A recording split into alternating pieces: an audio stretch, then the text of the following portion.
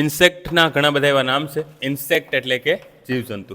સ્વાગત છે મિત્રો તમારું આજના વિડીયોની અંદર અને સ્વયં એજ્યુકેશનની અંદર. થોડા ઘણા ઉદાહરણ છે આપણી પાસે, એને આપણે જોઈ લઈએ. તો ચાંસડ છે એને હિન્દીમાં શું કહેવાય? તો કે પિસ્સુ. શું કહેવાય? પિસ્સુ. આપણે ઘણી વખત પિસ્સુ કહેવાય, એનું પિસોડ્યું છે. એ પિસોડ્યું નહીં, બરાબર. તો એને કહેવાય ફ્લી કહેવાય. શું કહેવાય અંગ્રેજીની અંદર? ફ્લી કહેવાય, બરાબર. ચાંસડ છે તો એને અંગ્રેજીમાં શું કહેવાય? ફ્લી. શું કહેવાય? ફ્લી. FLEE. એના પછી એક ચિત્ર તમે જોઈ રહ્યા છો, માખી છે, બરાબર. ઘર માખીની અંદર તમે આપણા ઘરની અંદર જે માખી હોય, બરાબર, હાઉસ ફ્લાય કહેવાય. શું કહેવાય? SOUHOUSE. હાઉસ ફ્લાય એટલે કે માખી, બરાબર. અથવા એને હિન્દીમાં કહેવાય મક્ખી.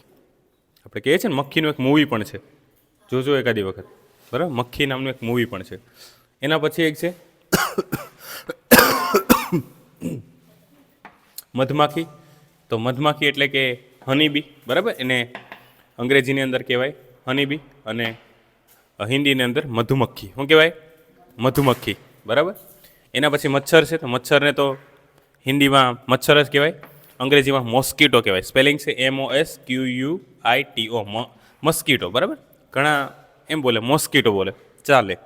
એના પછી પતંગિયો. તો પતંગિયોને શું કહેવાય? તિતલી, બરાબર. હિન્દીની અંદર એને તિતલી કહેવાય, જ્યારે અંગ્રેજીની અંદર એને કહેવાય બટરફ્લાય. BUTTER fly. બટરફ્લાય એટલે કે પતંગિયું. એના પછી ચામાચીડિયું, બરાબર. ચમકાદળ. શું કહેવાય? ચમકાદળ. તો બેટ.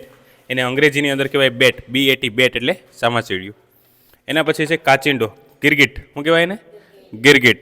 અને અંગ્રેજીની અંદર કહેવાય કેમેલિયોન.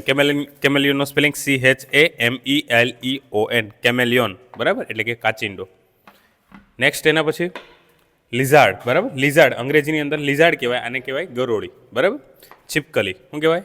છીપકલી. તો આ હતા ઉદાહરણ ઇન્સેક્ટના. ઇન્સેક્ટ, INSECT, ઇન્સેક્ટ એટલે કે જીવજંતુ. શું થાય? જીવજંતુ, બરાબર. આપણી આસપાસ ઘણા એવા જીવજંતુ છે, બહુ ધ્યાન રાખવી. ઉનાળાની ઋતુની અંદર, શિયાળાની ઋતુની અંદર જે જીવજંતુ છે કે જે અવારનવાર આપણા ઘરની આસપાસ, ઘરની અંદર જો સાફ સફાઈ ન કરી હોય તો અલગ અલગ પ્રકારના જીવજંતુ નીકળી પડે છે. અને એમાંના ઘણા બધા જીવજંતુ છે, હજી બાકી છે, પણ આના પછીના વિડીયોની અંદર ઘણા બધા જીવજંતુ આપણે લઈ લઈશું.